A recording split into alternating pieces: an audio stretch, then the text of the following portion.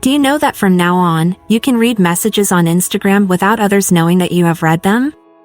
Instagram has just introduced this option, and I will show you how you can apply it to your Instagram profile.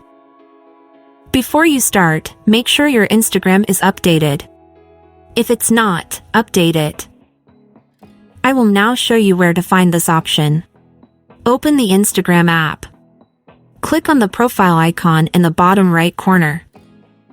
Now that you have accessed your profile, click on the 3 horizontal lines in the top right corner. In the menu, choose the Settings and Privacy option by clicking on it. Scroll down until you find the Message and Story Replies option. Click on it. Now click on Show Read Receipts. When the Read Receipts option is enabled, others can see when you have read their messages. To prevent others from seeing the seen indicator when you read messages, you need to turn off this option.